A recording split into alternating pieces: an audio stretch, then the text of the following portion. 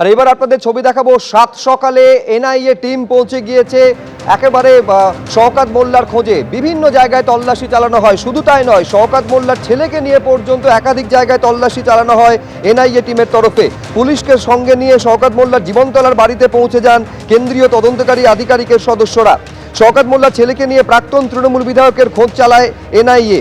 তার বাড়িতে তল্লাশি চালানো হয় একটি টিমের তরফে। আরেকটি টিম শওকত মোল্লার ছেলেকে নিয়ে তল্লাশি চালায় নদীর ধারে শওকত মোল্লার ছেলের যে আলিশান রেস্তোরাঁ রয়েছে সেখানেও। একাধিক জায়গায় খোঁজ খবর করা হলেও এখনো পর্যন্ত তার কোনো খোঁজ পাওয়া যায়নি। মূল যে বিষয়ে পুলিশ এই খোঁজ খবর চালাচ্ছে সেই ঘটনা গত মার্চের, যেখানে ভাঙড়ে বিস্ফোরণের ঘটনা ঘটে এবং সেখানে একজনের মৃত্যু হয়। সেই মামলার তদন্তভার হাতে নেয় এনআইএ। সেই মামলার তদন্তে প্রাক্তন তৃণমূল বিধায়কের বাড়িতে পৌঁছে যায়। ভোটের আগে বোমা মজুত করে রাখা হয়েছিল এবং সেখান থেকে বিস্ফোরণ হয় বলে ধারণা এনআইএর।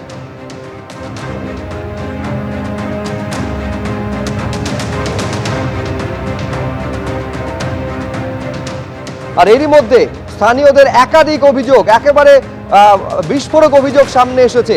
ক্যানিং এর যে মাতলা নদী রয়েছে সেই মাতলা নদীর চরের একাংশ বুঝিয়ে একের পর এক রেস্তোরাঁ নির্মাণ করে চলেছেন শওকত মোল্লা, এই অভিযোগ সামনে এসেছে। আমি আরো বিস্তারিত এই নিয়ে জানবো, কথা বলবো। আমাদের প্রতিনিধি আবির দত্ত আমাদের সঙ্গে রয়েছেন। অর্থাৎ আবির, এই অবৈধ কাজ, জমি বুঝিয়ে ফেলা, শুধু জমি বুঝিয়ে ফেলা নয়, চরিত্র পরিবর্তন করে তার উপর একের পর এক নির্মাণের অভিযোগ করছেন স্থানীয়রা। এতদিন পর্যন্ত পুলিশ প্রশাসন কিছুই চোখ তুলে দেখেনি। দেখো, একেবারে এ তো এক প্রকার নদী চুরির সমান হলো। তার কারণ হচ্ছে যে যখন এনআইএ শওকত মোল্লাকে খুঁজছে, তার খোঁজ পাওয়া যাচ্ছে না। তার ছেলেকে নিয়ে বিভিন্ন জায়গায় যাওয়া হচ্ছে এবং তার সাথে সাথে যে বিভিন্ন জায়গায় যাওয়া হয়েছে তার মধ্যে একটি রেস্তোরাঁও রয়েছে যেটা তার ছেলের। সেই রেস্তোরাঁতে যখন আসে তখন দেখা যায় যে স্থানীয় বাসিন্দা অনেকেই অভিযোগ করেন যে জায়গায় দাঁড়িয়ে রয়েছে, সেই জায়গায় যেখানে আমরা দাঁড়িয়ে রয়েছি, এটাও একটা সময় মাতলা নদীই ছিল এবং তার পরবর্তীকালে ভেরি করার জন্য প্রথমে ঘিরে দেওয়া হয়, তারপরে বাজার মূল্য থেকে কম টাকায় সাধারণ মানুষের কাছ থেকে নিয়ে নেওয়া হয়। এবং তার সাথে সাথে যেটা অভিযোগ উঠছে যে এই যে রেস্তোরাঁ থেকে আরম্ভ করে এই যে একটি বিল্ডিং দেখা যাচ্ছে, এটি একটি হোটেল বানানোর পরিকল্পনা ছিল এবং সেটা ছিল শওকত মোল্লার ভাইয়ের। কিন্তু কোন জায়গাতে হোটেল বানানো হচ্ছে, এখানে যে মাটি ফেলা হয়েছে সম্পূর্ণ বেআইনিভাবে এবং স্থানীয় বাসিন্দারাও সাহস করে কেউ বলতে পারতেন না, এমনটাই তাদের বক্তব্য। তার কারণ বললেই প্রাণহানির আশঙ্কা ছিল। এবং তার সাথে সাথে একের পর এক এখানে যে স্যাকগুলো বসানো হয়েছে, সেই স্যাকগুলো বর্তমানে পুলিশ তাদেরকে বন্ধ করতে বলে। একজন স্থানীয় বাসিন্দা রয়েছেন, এই বিল্ডিংটা কার এবং এটা কি আইনি প্রক্রিয়া হয়েছে? না, এটা আইনি প্রক্রিয়া নয়। এটা শওকত মোল্লার ভাই আবু তা জোর করে সরকারি জায়গার ওপরে এটা হোটেল বানিয়েছে। এখানে তো মাতলা নদী ছিল, সেই নদী নদীর চর একটা, এটা নদীর চর। শওকত মোল্লার বউ এবং হচ্ছে আরও সব বাহিনী আছে, জোর পূর্বে এইসব ফিশারি জায়গা, তারপরে ওই সব দখল, হাউস সব দখল।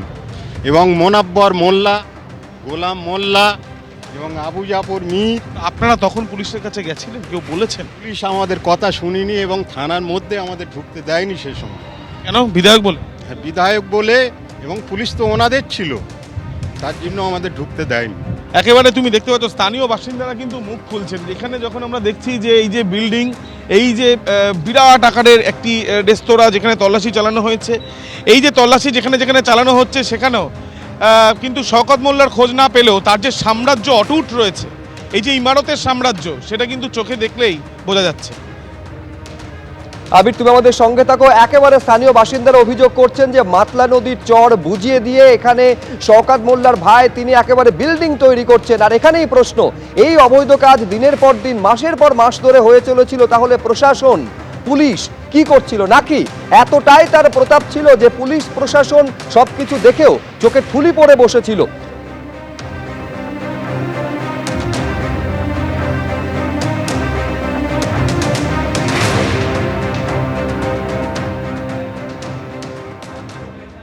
এনআইএ নজরে এবার প্রাক্তন তৃণমূল বিধায়ক শওকত মোল্লা। একেবারে 7 সকালে আজকে এনআইএ টিম পৌঁছে গিয়েছে শওকত মোল্লার বাড়িতে। জীবনতলায় শওকত মোল্লাকে তার বাড়িতে না পেয়ে তার ছেলেকে তারা জিজ্ঞাসাবাদ করেন এবং ছেলেকে সঙ্গে নিয়ে শওকত মোল্লা যেতে পারেন এরকম সম্ভাব্য জায়গাগুলোতে এনআইএর অফিসাররা তারা ঘুরে বেড়াচ্ছেন। ভাঙড়ে একটি বিস্ফোরণের ঘটনা ঘটে মার্চে এবং সেই ঘটনার সঙ্গে শওকত মোল্লার যোগাযোগ রয়েছে এই অনুমান করেই কিন্তু এনআইএর আধিকারিকরা তারা ইতিমধ্যেই খানা তল্লাশি শুরু করেছেন। বিভিন্ন জায়গায় তারা গিয়েছেন, কখনো রেস্তোরাঁয় গিয়েছেন, কখনো অন্য তৃণমূল নেতার বাড়িতে গিয়েছেন, আত্মীয় স্বজনদের বাড়ি থেকে শুরু করে একেবারে তৃণমূলের পার্টি অফিস, কোথাও কিন্তু শওকত মোল্লার কোনো খোঁজ এখনো পর্যন্ত এনআইএ অফিসাররা পাচ্ছেন না। কোথায় গেলেন শওকত মোল্লা? আত্মগোপন করে রয়েছেন তিনি। আবির দত্ত সরাসরি আমাদের প্রতিনিধি রয়েছেন আমাদের সঙ্গে। আবির, একেবারে সকালবেলা থেকে একাধিক জায়গায় এনআইএ অফিসাররা তারা ঘুরে বেড়াচ্ছেন শওকত মোল্লার ছেলেকে সঙ্গী করে। এখন তারা ঠিক কোথায় গিয়েছেন, সকাল থেকে এখনো পর্যন্ত কোন কোন জায়গায় তারা পৌঁছলেন? দেখো, প্রায় 6 জায়গাতে এখনো পর্যন্ত তল্লাশি অভিযান চলছে শুধুমাত্র শওকত মোল্লার খোঁজে।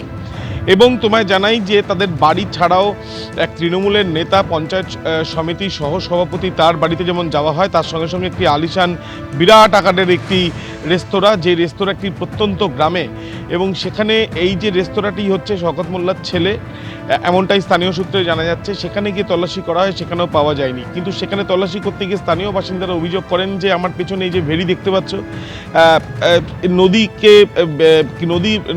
নদীর আশেপাশে এরকম ধরনের ভেড়ি তৈরি করে জায়গা দখল করে একেবারে নদীর ওপরে এক অংশকে বুঝিয়ে দেওয়ার চেষ্টা হয়েছে বলে তাদের অভিযোগ।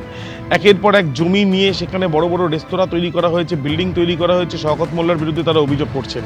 কিন্তু এই তো গেল বিভিন্ন জায়গা জমি নিয়ে অভিযোগ, এবং সেক্ষেত্রে নদীর জায়গা নিয়ে নেওয়া বা ভেড়ির জায়গা সেগুলো বুঝিয়ে নিয়ে নেওয়া, এই ধরনের অভিযোগ। কিন্তু যে অভিযোগের ভিত্তিতে এই তল্লাশি অভিযান চালানো হচ্ছে সেটা মূলত হচ্ছে যে বোমা বিস্ফোরণের ঘটনা ঘটেছিল, সেখানে এক ব্যক্তির মৃত্যু, সেই ঘটনার পরিপ্রেক্ষিতে।